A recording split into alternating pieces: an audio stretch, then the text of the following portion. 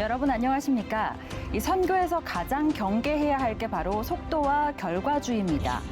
우리의 믿음은 전 인격적인 삶의 과정에서 나타나기 때문에 씨를 뿌리고 자랄 시간 동안의 인내가 필요한 건데요. 모두가 알면서도 쉽지 않은 부분이지요.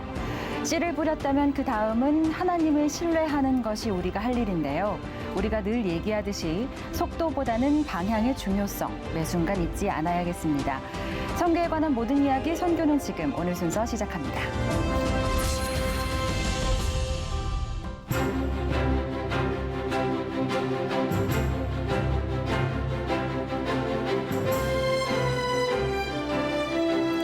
네, 먼저 저와 함께 이 시간을 책임져 주시는 두 분입니다. 김혜영 커넥트 김혜영 선교사님 그리고 기독신문의 노충원 기자님 나오셨습니다. 어서 오십시오. 안녕하세요. 안녕하세요. 안녕하세요. 한 주간 동안 잘 지내셨나요? 네, 그럼요. 네, 좋습니다.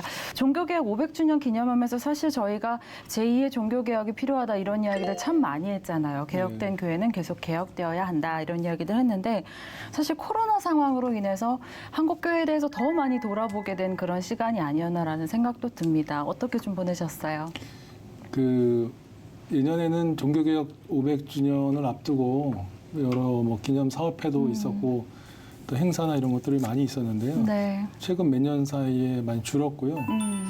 아마 올해는 거의 없을 것 같다는 생각이 듭니다. 예, 신앙은 그래서 사실은 이제 영적인 전투다. 편안한 데서 돌아보는 것보다도 어려운 가운데서 계속 싸우고 또 전도하는 가운데에서 또 어떤 지켜나가야 되는 것이다. 그런 생각을 좀 하게 됩니다. 네, 나아가는 것만큼 또 돌아보는 게 더 중요하잖아요. 그렇죠. 우리 송 교사님께서는 좀 어떻게 이렇게 이제 보셨어요? 개인과 사회 전체가 이렇게 혼란이 되고 어려움이 되고 예측할 수 없는 상황이 되면 잠깐 쓰게 되죠. 네. 그러고 나서 우리가 어디서 시작했지?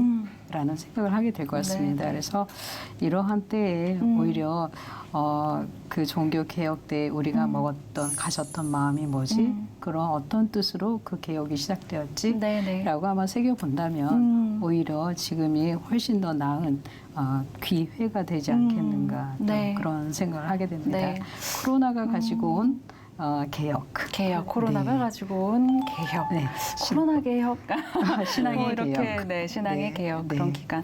그렇죠. 사실은 우리가 계속해서 살아가면서 위기는 찾아오고 그 위기 때마다 그것을 어떻게 극복해 나가느냐가 더 중요할 텐데 그런 부분들을 우리가 좀 마음을 모아서 좀 해결책을 함께 찾아가는 그런 시간이 되었으면 좋겠다는 생각도 듭니다. 네. 자, 아는 것을 또 어떻게 살아낼 것인가 우리가 사는 동안 평생의 과제일 텐데요. 지치지 않고 나아가야겠습니다. 오늘 순서 시작해 보도록 하겠습니다. 먼저 사진 한 장으로 전하는 선교 이야기부터 만나보죠. 노충원 기자님. 예, 저 멋있는 분은 이제 모자를 멋있게 쓰셨는데요. 윤병구 목사님. 윤병구 목사님. 네. 이제 지난 시간에도 얘기했지만은 1902년 말 출항해서 1903년에 첫 번째 102명의 그 하와이 사탕수수 농장 이민자들이 생긴 이후에 이제 계속 늘어서 1905년까지 6,700명 정도가 이제 갔었다고 했고요. 그래서 40개 농장에 흩어져서 고된 노동을 이렇게 했는데 이분들이 채찍에 맞으면서 또 굉장히 열악한 가운데에서 죄수처럼 번호를 불리면서 그렇게 지냈어요. 그런데 이제 아마도 주일날은 모여서 워낙 교인들이 많았기 때문에 예배를 드렸을 거라고 생각하는데 그런데 이제 교회가 시작된 것은 농장에서 시작된 게 아니라 농장에서 일하지 않고 통역이라든지 사무를 보는 사람들이 농장에 있지 않고 호놀룰루 시내에 있었는데 이 사람들이 이제 성교회를 만들고 예배를 드린 것이 기원이라는 거죠. 그때 발기인 말하자면 그 선교회를 만든 발기인 5인 중에 한 분이 이제 윤병구 목사신데 이분이 이제 아마 신학 공부를 하신 것 같은데 그 하와이에 갔을 때는 그 우병길이라는 이름으로 나오고 아마 그 이후에 목사님이 되신 것 같습니다. 그리고 이분은 이제 하와이 신민의 발기인이기도 하고 또 대한인 국민회 대한인 국민회 총회장 이런 것도 하시고 나중에 1949년에 귀국해서는 국내에서 외무부 고문까지 지낸 독립운동가입니다. 말씀을 들어보니까 교회 설립은 1903년 11월이었는데 이미 그 이전에 성도님들이 간절한 기도들이 모여가지고 이렇게 교회가 세워진 걸로 저희가 이해하면 될 것 같은데 어떻습니까? 그러니까 이제 하와이 역사를 뭐 좀 보면은 역사에 보면 하와이 이민자 이홍기 씨가 쓴 증언록을 보면 아침에 4시에 일어나서 5시에 이제 모였다가 30분 동안 차를 타고 농장에 간다. 그럼 10시간 동안 일하는데 허리 한번 펴지 못하고 일을 좀 게을리하면 채찍에 맞는다. 뭐 이런 식의 것들이 많이 있거든요. 굉장히 이제 그 힘들게 이렇게 했는데 이분들이 이제 기도를 쌓았을 거라고는 봅니다. 근데 그 중에는 이제 아예 방탕하고 또 실망하고 그래서 이제 좀 망가진 사람도 있었지만은 그런데 그것과 이제 교회 조직 교회를 세우는 거는 좀 다른 거죠. 이제 1903년에 저 윤병구 목사님 등이 교회를 세웠을 때는 그 건물을 빌려서 방 한 칸을 빌려서 이렇게 시작을 했거든요. 그래서 과연 역사책에는 1903년 11월에 하와이 한인교회가 처음 시작된 거로 보지만 하나님께서는 어디를 시초로 봐주실까. 때로는 우리가 역사의 기록에 남지 않고 드러나지 않는다 할지라도 하나님께서 봐주실 것을 생각하면서 그런 믿음의 공동체를 지켜나가는 게 필요하지 않겠나 생각합니다. 말씀하신 것처럼 역사적으로 이렇게 기록에 남는 것도 중요하지만 우리는 하나님을 바라보고 나아가는 백성들이기 때문에 하나님께서 이 시기를, 이 사람을, 우리를 어떻게 기억하실까를 바라보면서 지금 이 시대를 살아가는 것도 참 중요하다라는 생각을 하게 됩니다. 사실 어떻게 보면은 언제나 모든 것의 시작은 작은 기도 모임이잖아요. 그 안에서 또 큰 역사를 이루시는 게 하나님이시고요. 그렇죠? 그러니까 하와이 농장에서 흩어져가지고 어떤 게 30명, 어떤 농장에는 한 200명 정도 갔다는데 그 사람들 하와이의 그 백인 주인들이 생각할 때는 한국인들 뭐 어떻게 생각하겠어요? 거의 뭐 노예나 다름없이 생각했을 텐데 굉장히 캄캄한 그런 날들 가운데서 이렇게 기도를 했던 것이죠. 그래서 사람들이 봤을 때는 최악의 상황으로 몰려 있었지만은 하나님께서는 그들을 통해서 하와이에 복음을 뿌리는 사역을 하신 거고 우리는 누구나 어떤 가운데 있든지 하나님 쓰시는 도구인 것이죠. 맞습니다. 절망 가운데 또 하나님께서 역사하셨듯이 지금 이 시대 어떻게 보면 저희도 또 다른 절망 가운데 빠져 있는 시대지만 이 가운데 또 역사하신 하나님을 기대하게 되는 대목인 것 같습니다. 자, 우리 노충원 기자님 가져오신 사진 먼저 봤고요. 이번에는 김희영 선교사님 어떤 사진 준비해 오셨나요? 네, 전 사진 2장이 준비되어 있는데요. 이 남미의 베네수엘라, 쿠바나 지역 교회들에서 지금 70여 명이 세례를 받고 세례를 받는 모습이군요. 올해 여름 사역을 정리하고 보고하면서 쿠바와 또 베네수엘라 지역을 선교하는 정경석 선교사님께서 보내신 선교 편지하고 사진인데요. 특별히 이제 베네수엘라는 정치 경제적으로 너무 어려운 상황들을 지금 갖고 있거든요. 그럼에도 불구하고 이제 각 교회들이 또 수련회를 갖고 또 이렇게 70여 명의 성도들이 세례를 받아서 주님의 자녀로 거듭나는 역사가 있었다고 합니다.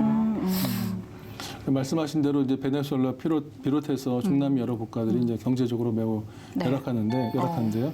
그런 가운데서도 주님의 일은 멈추지 않는다. 이런 교훈을 좀 얻게 되는 것 같네요. 그렇습니다. 주님의 사역은 또 상황과 환경과 우리 사람들의 처지에 상관없이 하나님을 바라는 그런 마음을 갖고 있는 이들을 통해서 이루어져 가고 있다. 그리고 그러한 역사는 전 세계 어디서나 하나님을 믿는 사람들이 있는 곳에서는 공통적으로 이루어지고 있다. 이런 메시지가 있습니다. 하나님의 역사는 지금 어디서든 전 세계에서도 지금 일어나고 있다라는 메시지를 주는 사진들 잘 봤습니다. 이렇게 쉬지 않고 일어나는 생명의 사역들처럼 이번에는 감사와 찬양이 끊이지 않는 선교지 현장을 만나보는 시간인데요. 오늘은 에티오피아로 함께 가보겠습니다.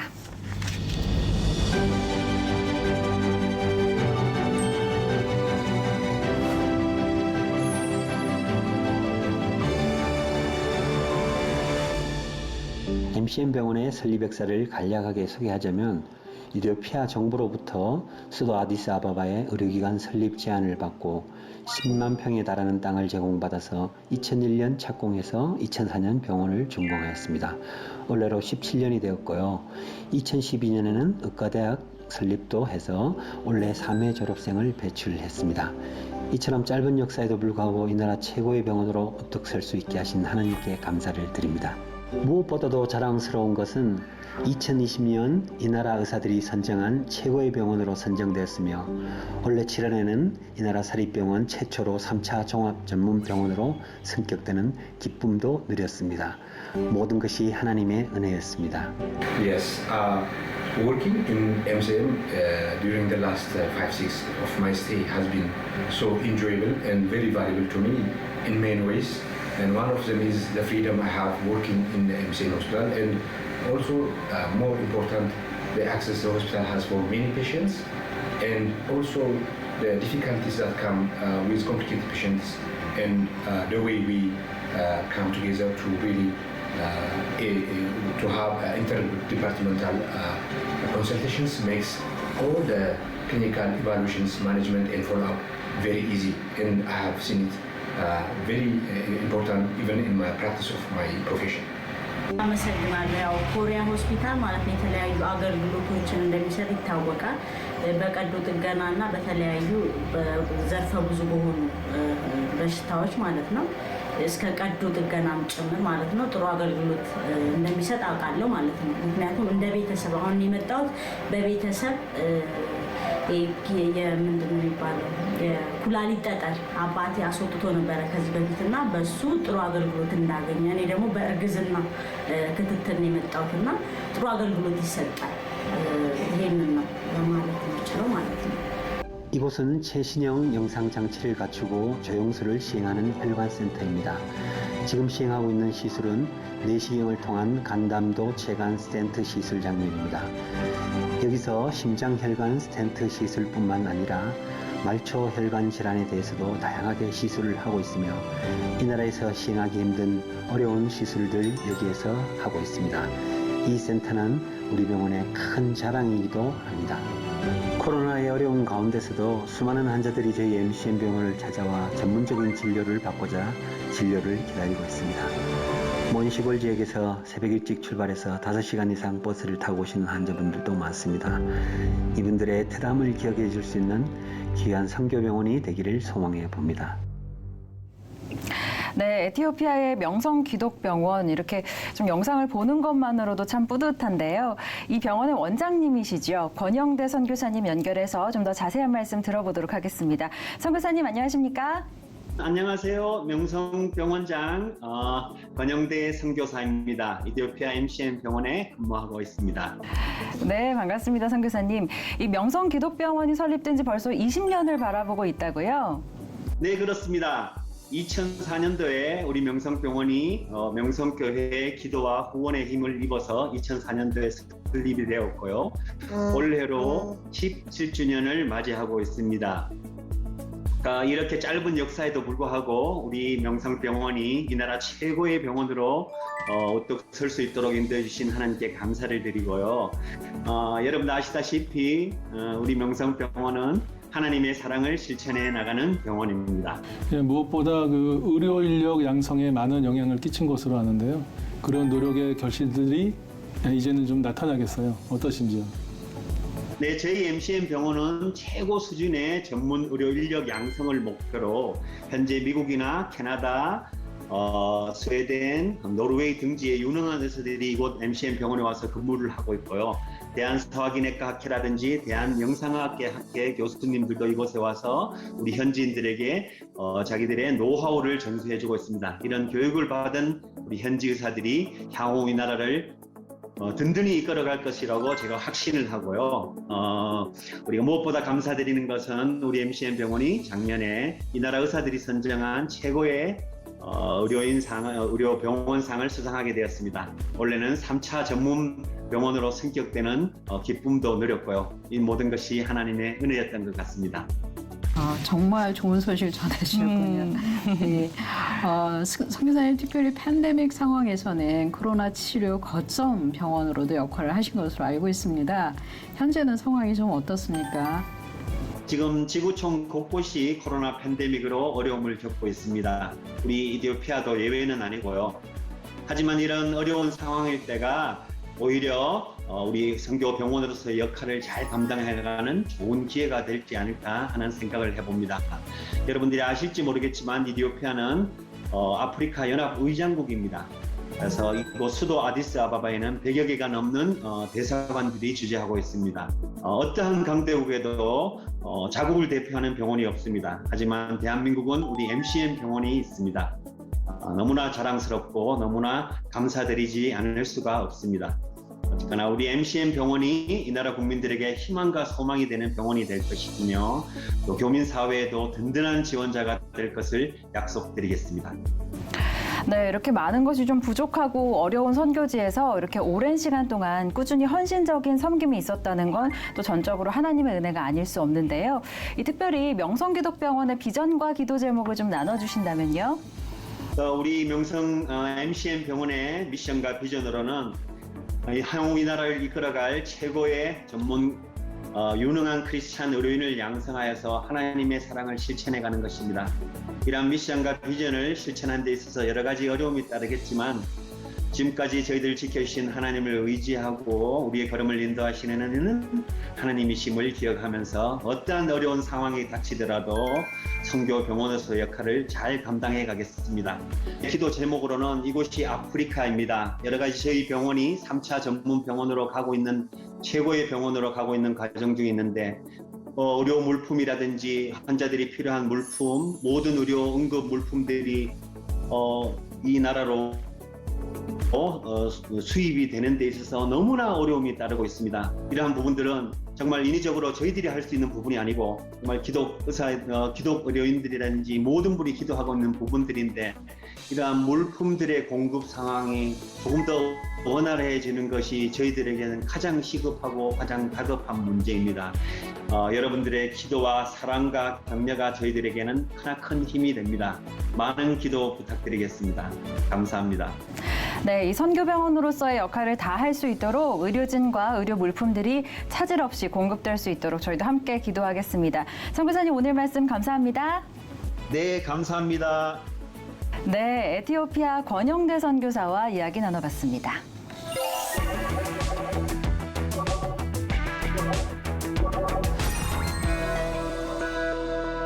우리가 사는 삶은 참 다양한 형태인데요. 그 다양함이 차별이나 혼란스러움으로 다가올 때 어려움을 느끼게 됩니다. 선교사 자녀들이 갖는 어려움이 바로 이런 건데요. 이걸 어떻게 하면 잘 극복할 수 있을까를 고민하는 분들이 많아졌습니다. 특별히 이런 과정을 겪었던 선교사 자녀들이 자신과 같은 후배들을 위해 적극적으로 나서고 있는데요. 오늘 만날 분도 바로 그런 사역을 하고 있는 분입니다. 선교사 자녀로 성장해서 지금은 후배 MK들의 멘토가 되어주고 있는 배은총 씨의 이야기 함께 만나보겠습니다.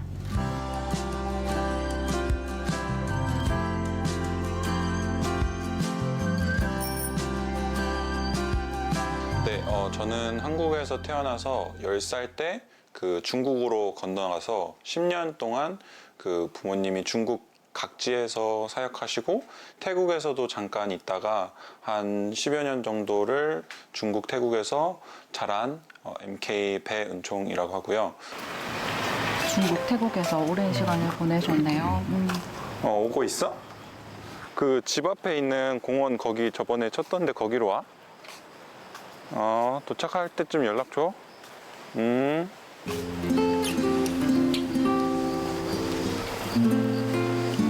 2살 터울 남동생이 있는데 저희 집 근처에 있는 회사로 이제 취직을 했어요. 지금 한 1년 차 됐는데 이제 부모님도 없고 이제 혼자 자취하다 보니까 무슨 일이 있을 때마다 이제 부르고 이제 배드민턴 저희가 또 좋아해가지고 같이 이렇게 이제 동생이랑 4명이서 같이 이렇게 배드민턴 치기도 하고 집으로 불러서 게임도 많이 하고 보드 게임 같은 거 많이 하고 이제 시간 많이 보내는 편이에요.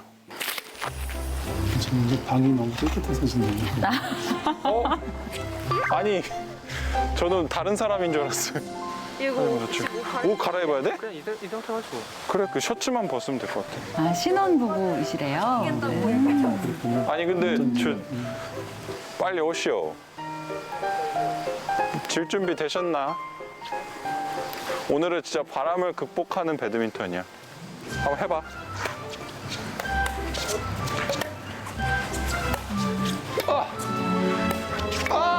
부모 역할을 대신 오케이. 해주는 셈이네요.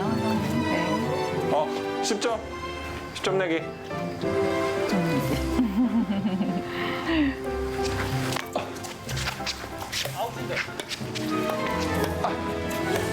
와, 너 잘한다. 스매시가 엄청 빠른데?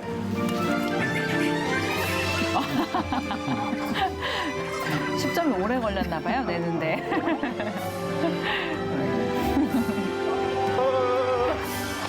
누가 야. 이긴 거죠? 이렇게 비 오면서 해도 재밌네. 자, 굿게임. 굿게임.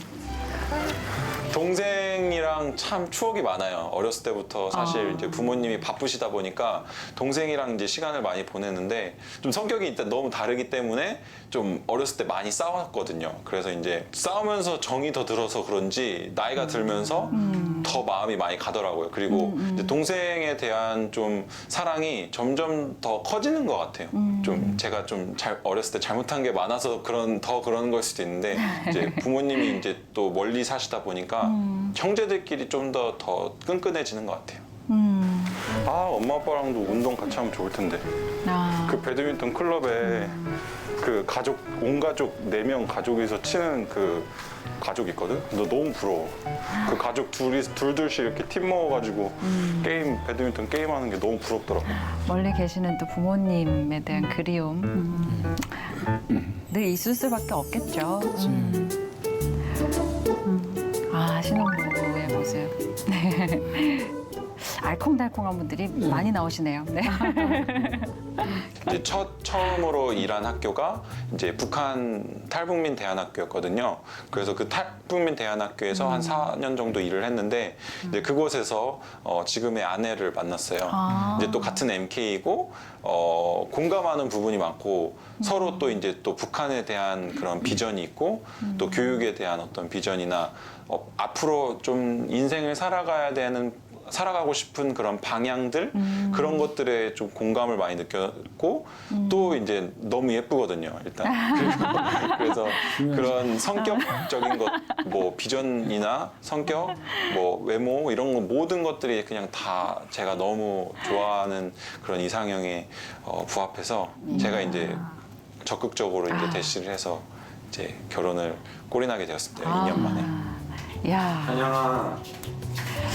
같은 또 MK로서 서로를 이해해 줄 수 있고 또 예쁘시고. 원액일 건데. 그러니까 그 탈북민 대안학교 이제 또 교사로 일하고 계시는 아내분이. 네. 오늘 쓰레기 버리기 내기. 쓰레기 버리기. 외국에서 오래 살았는데 한 살에 관심을. 그러게요. 오빠 물어본 거야? 자, 3개 얘기하는 거예요, 알죠? 자, 쇠고기가 들어간 음식. 쇠고기 장조림. 갈비탕. 지금 저기 쓰레기 버리기 얘기를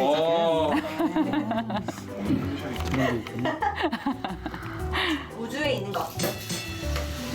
Comet, asteroid. 한국어 몰라요. 이것도 아니 한국어로 하는 룰 없잖아요.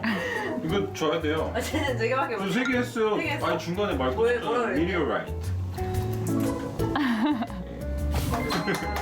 자, 쓰레기 버리고 오세요.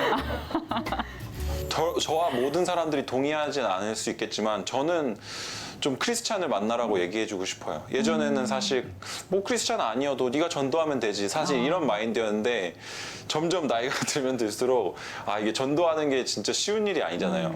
근데 이제 결혼이라는 것은 사실 또 평생을 같이 살아야 되고 인생의 어떤 방향이 같아야 되고 그런 어떤 자신의 그런 가치관과 어떤 비전이 같아야지 이제 그런 앞으로 인생을 살아가는데 어려움이 그렇게 없는데 크리스찬이 아닌 사람들을 만났을 때는 그 비전이 정말 공유되기가 힘들 것 같아요.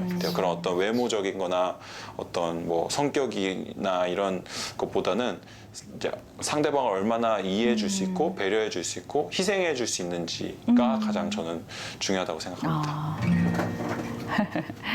그래서 또 서로 그런 비전과 가치를 공유할 수 있는 또 부부 사이에 그렇게 할 수 있으면 또 큰 힘이 되죠. 그렇죠.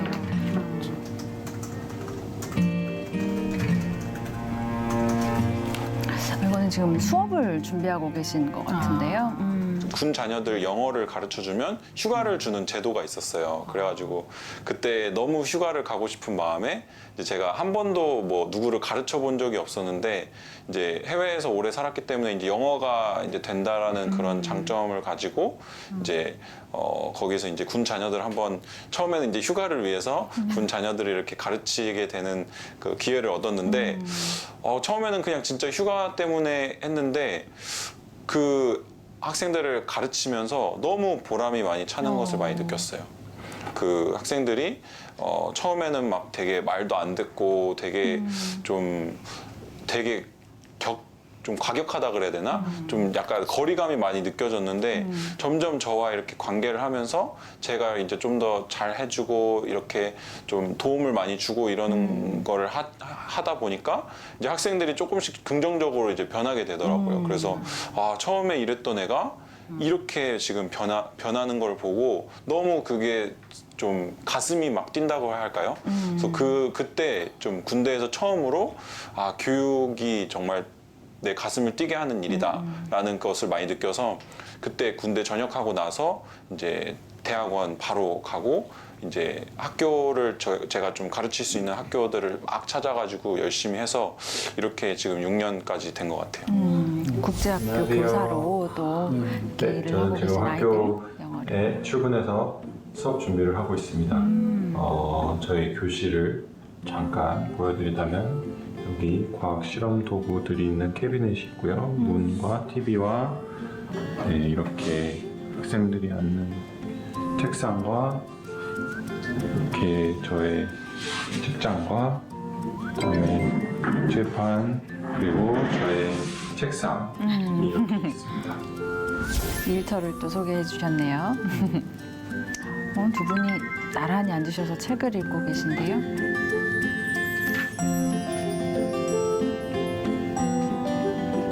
영어 책을 스마트폰 보장. 사실 TV가 없어서 이제 같이 이제 얘기를 되게 많이 해요.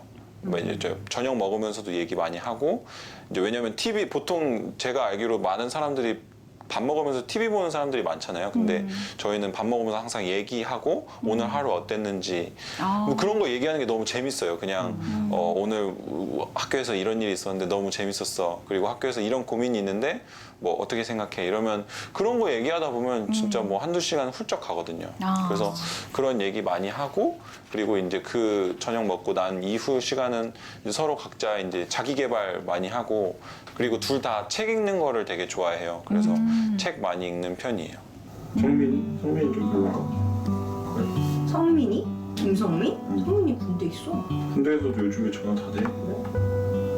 그래, 여보세요, 성민아. 통화 되니? 잘 지내? 너 왜 이렇게 연락을 안 해? 너 요즘 군대 좋아진 거 내가 다 알고 있는데 전화할 수 있잖아. 군대에서도 핸드폰이 되니까 이제 후배 MK와 통화를 하는. 내가 너 얼마나 열심히 내가 챙겨줬는데 이런 식으로 하는 거야?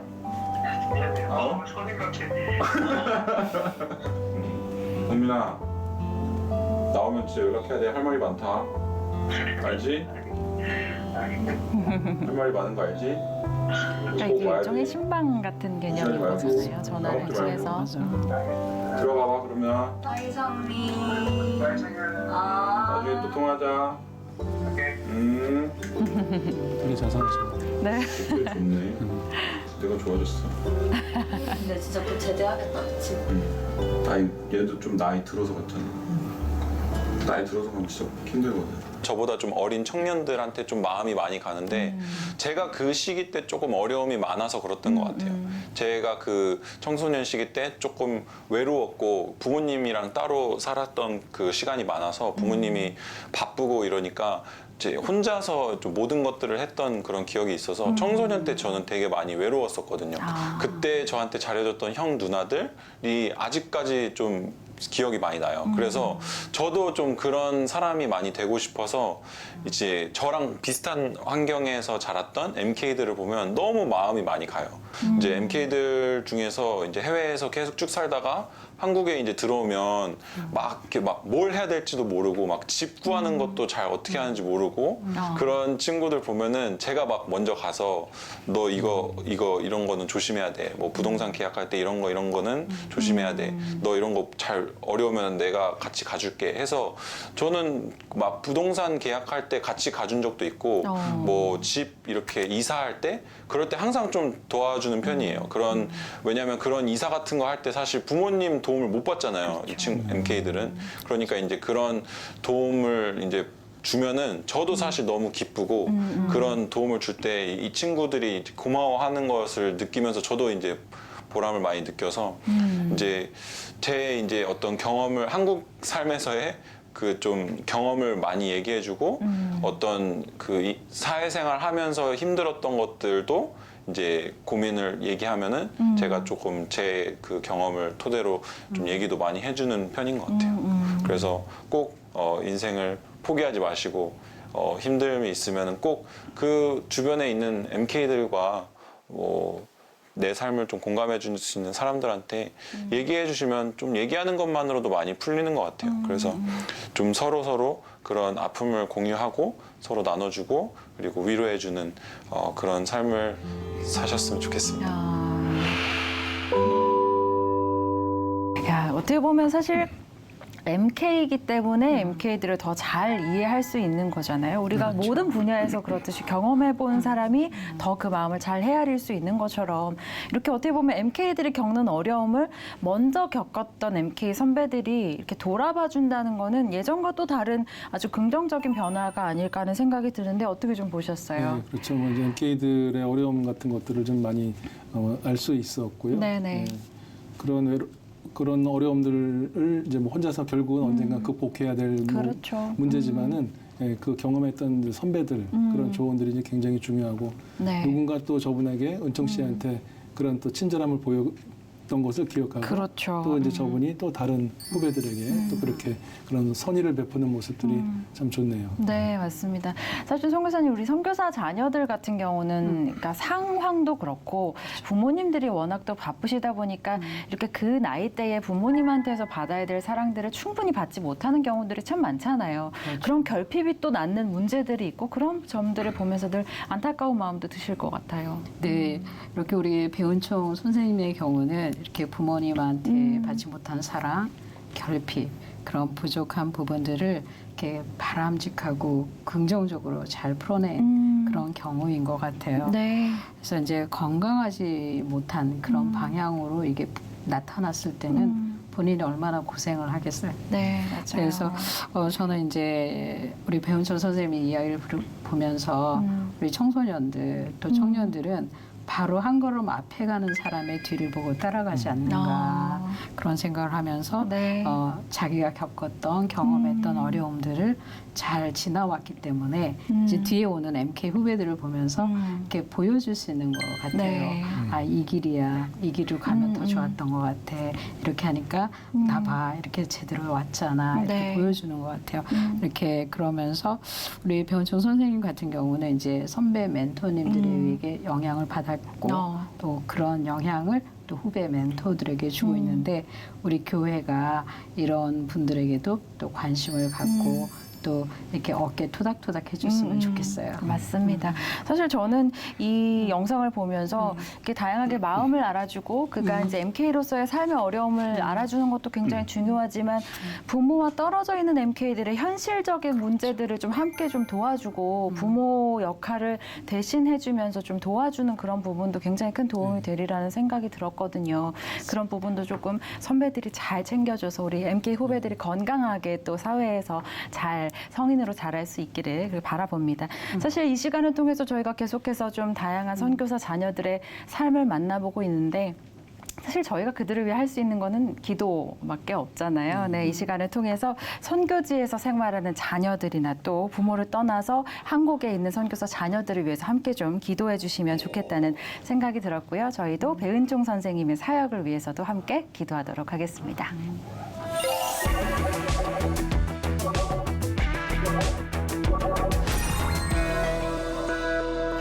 매주 이 시간 하나님 나라 확장을 위해 다양한 모양으로 선교에 헌신하고 있는 분들을 만나보고 있습니다.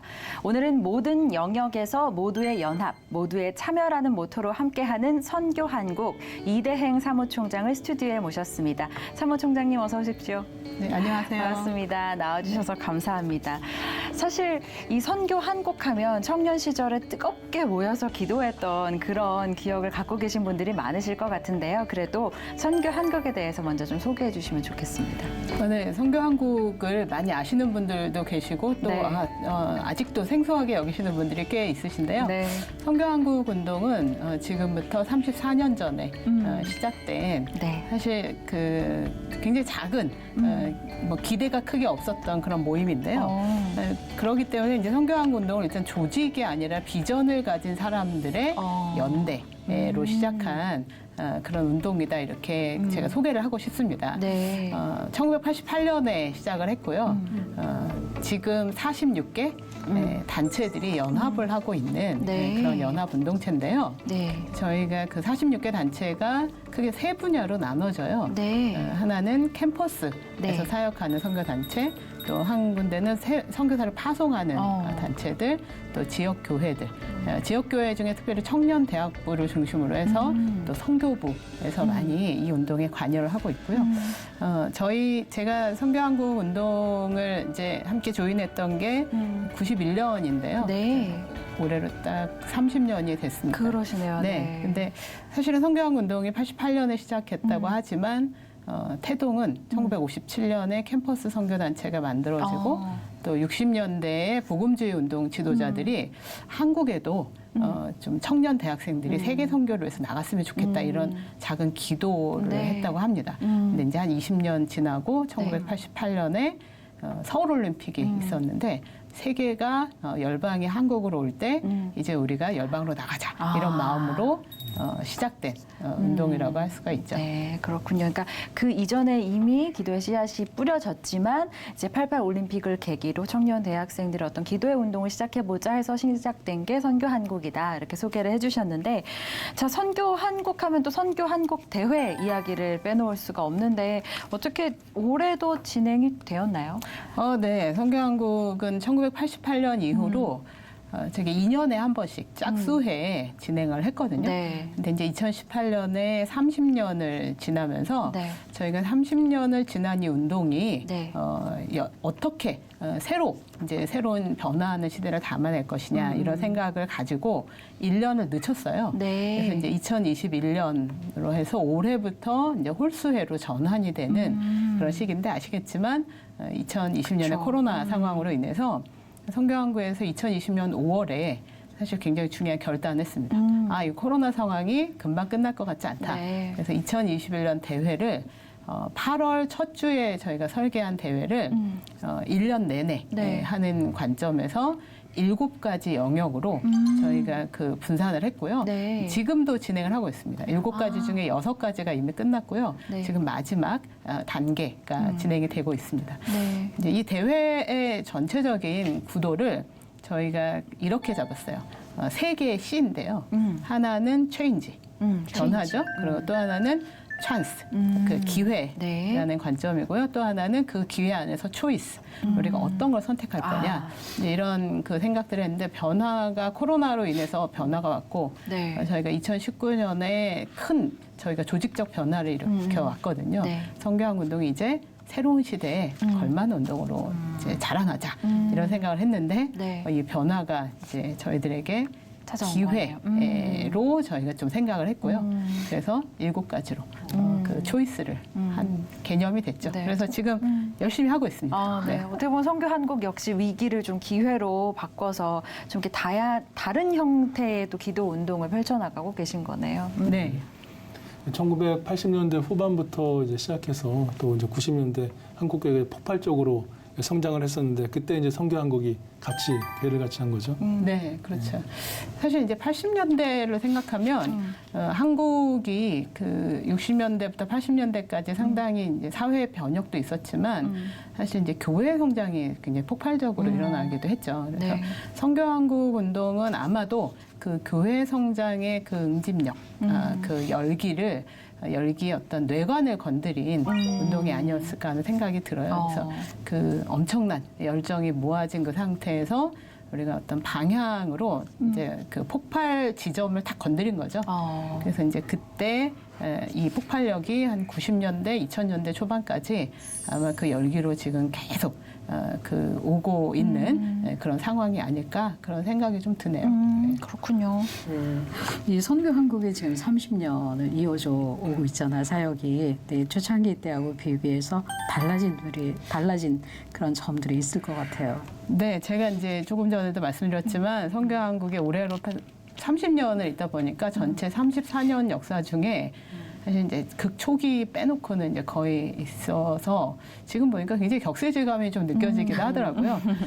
예를 들면 아주 미세한 분야에서는 초창기에는 저희가 그 연합이라는 개념이 이제 저희 단체가 연합이지만 사실은 열정적인 몇몇 분들의 리더십이 되게 중요했어요. 근데 지금은 저희 회원단체 공이 모두가 연합이라는 게 이제 이미 익숙해진 그런 그 개념에서 저는 건강한 확장이 일어났다 이런 생각이 좀 들고요. 실제로 그 선교한국 운동이 어떤 동원의 방향 또 어떤 동원의 방법들 이런 의미에서 그 한국교회의 상당히 이제 그 당시에 90년대의 선교 전략들을 저희가 교회로 확산되게 하는 되게 중요한 통로였거든요. 네. 미전도 종족이라든지 동원 또 연합 뭐 마지막 뭐 프론티어 미션 막 이런 개념을 저희가 이제 대회 때 막 소개를 했어요. 네. 근데 실제로 이제 그게 막 저희 안에 충분히 녹아 있고 또 소화된 상황은 아니었거든요. 그래서 지금은 그런 소화되지 않았던 그런 전략들이 이제 그 한 3, 40년간의 한국 선교의 고민, 또 경험, 또 시행착오들 이런 것 때문에 사실 이제 그 한국형 우리가 정확하게 이해하고 또 우리가 그것을 선교지에 또 그들이 이해할 수 있는 방법으로 우리가 또 다가가는 이런 소화작용이 상당히 좀 진전이 되고 있다. 이런 면에서 좀 저는 개인적으로 좀 좋은 그런 변화가 있었다고 보고요. 뭐 저희가 눈에 잘 안 띄지만 하나 꼭 짚고 넘어가고 싶은 것은 해외 파송 선교단체들의 발전에 선교한국이 상당히 기여했다. 이런 생각을 해요. 2년에 한 번씩 저희가 이제 부스도 하고 이렇게 되니까 선교 단체들이 열심히 홍보 전략들 짜고 그러면서 선교한국 때문에 만들어진 단체들도 있거든요. 그래서 이제 그런 면에서 선교 단체들이 선교한국의 덕을 톡톡히 보지 않았나 네, 개인적으로 그런 생각이 좀 듭니다. 네. 그 해외 선교단체 이야기도 하셨잖아요. 그 선교단체들이 또 선교 한국에 또 영향을 많이 받았을 것이다. 이런 이야기를 해주시기도 하셨는데 사실 이 시대는 계속 변화하고 있지만 그 변화 가운데서도 절대로 변하지 말아야 하는 게 있다면 바로 세계 선교에 대한 우리의 과제일 텐데요. 이 부분은 좀 어떻게 풀어가고 계신가요?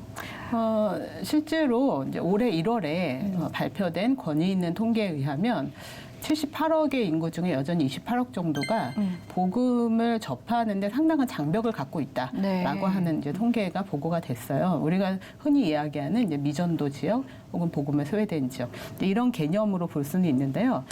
그렇기 때문에 지금 말씀하신 대로 세계 선교 사명의 우선성에 여전히 우리가 이제 그 일에 책임이 있다라고 각성은 하고 있는데, 근데 저는 여기서 조금 좀 다른 관점에서 이제 이 부분의 틈을 좀 이야기를 하고 싶어요.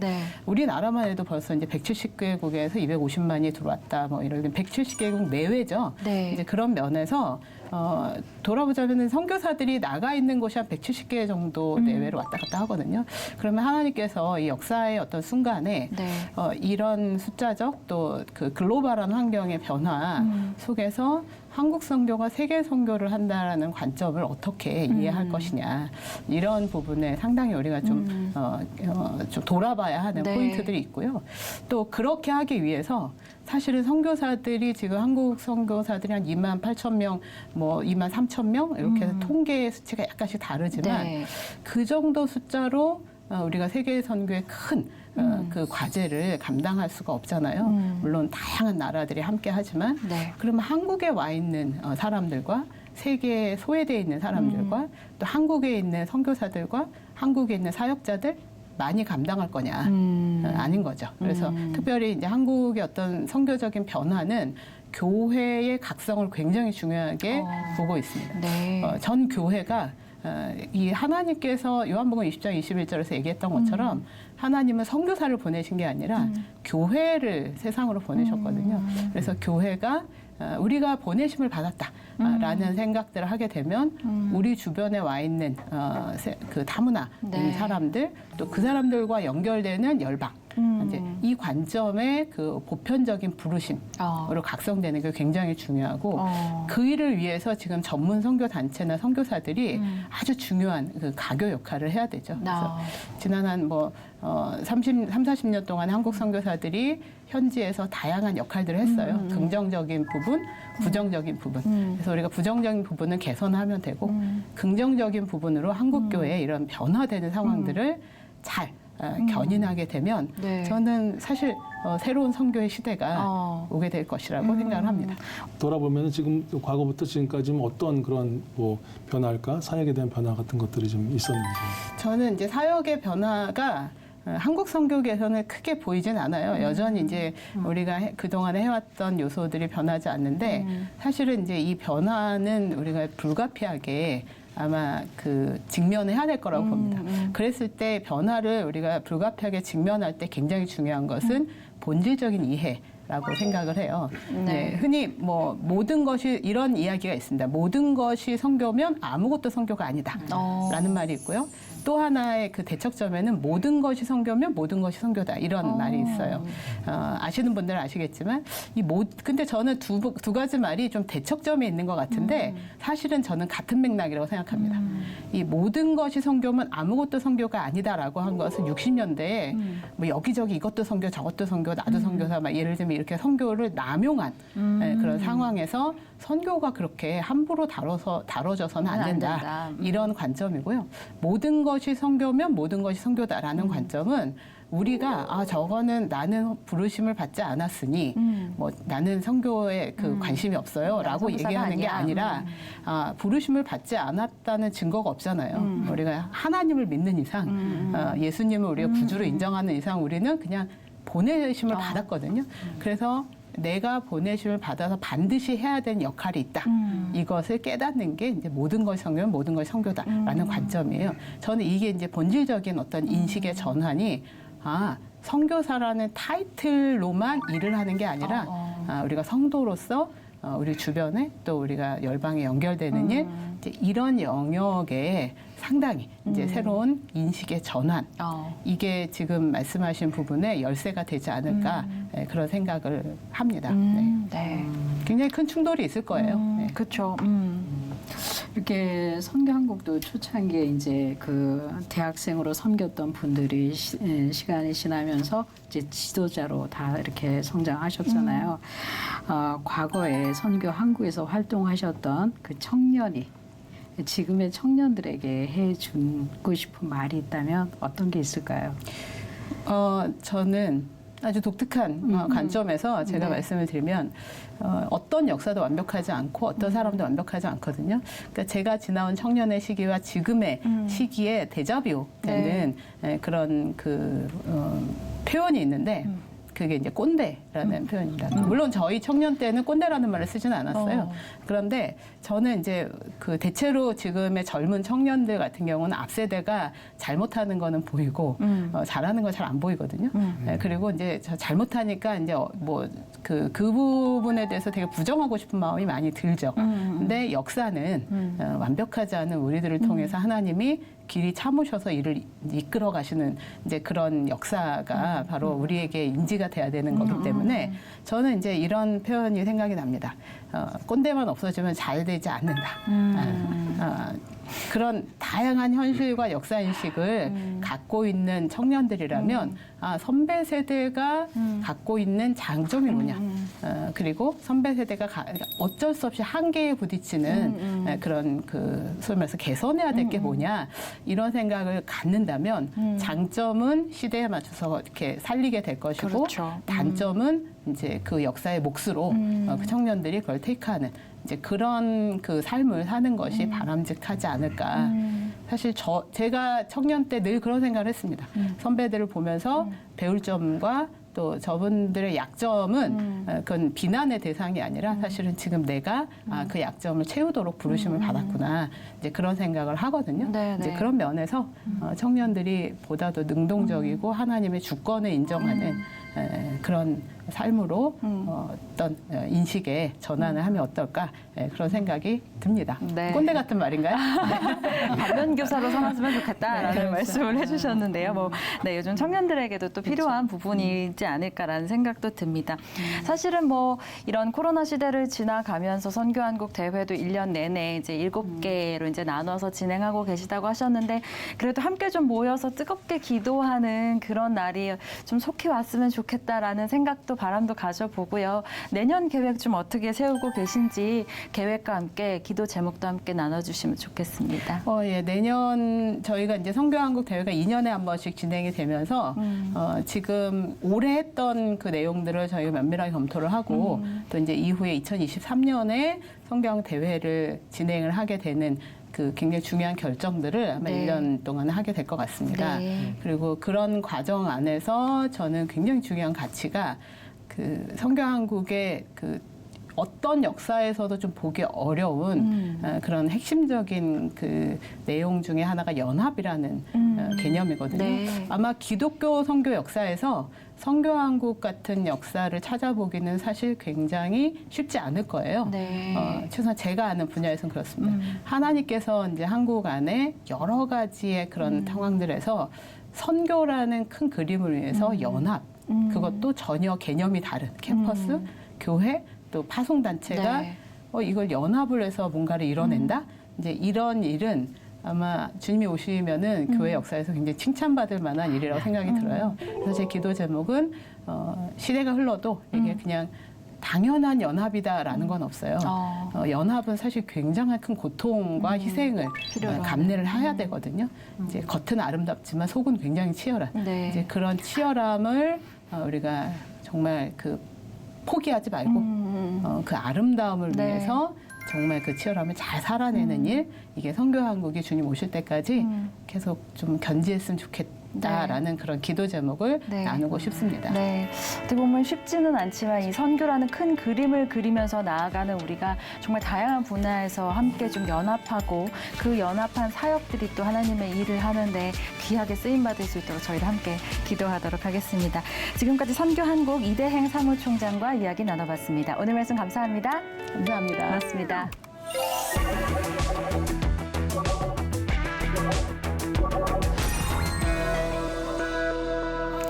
네, 선교는 지금 이제 마무리할 시간이 됐습니다. 사실 이 시간이 되면 저희가 오늘 참 다양한 이야기들을 나눴는데 마치 이렇게 구슬이 꿰어지듯이 이 다양한 이야기가 하나의 이야기로 좀 연결이 된다 이런 생각이 들기도 해요. 오늘 두 분은 어떠셨는지요? 네, 일단 그 선교한국 정말 생각해 보니까 30여 년 넘게 연합 사역을 이루어서 활동을 했는데 한국 교회가 수많은 어떤 분열과 나뉘임이 참 많았잖아요.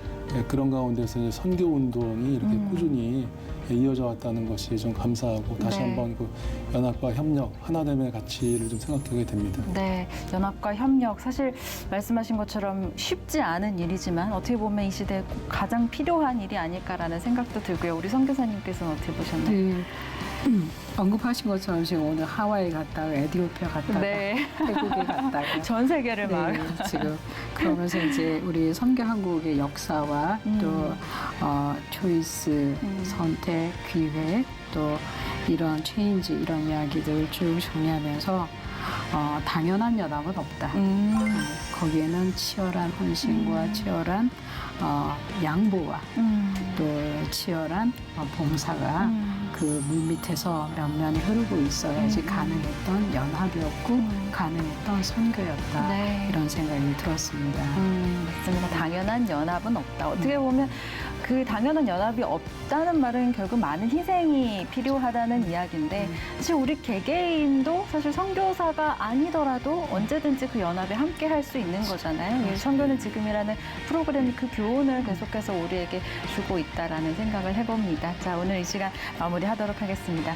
자, 오늘도 지구촌 곳곳에서 선교 사역은 멈추지 않습니다. 멈추지 않는 사역을 위해서 함께 기도해 주시면 감사하겠습니다. 저희는 다음 주에 선교 현장 이야기로 다시 찾아오겠습니다. 마치겠습니다. 시청해주신 여러분 고맙습니다.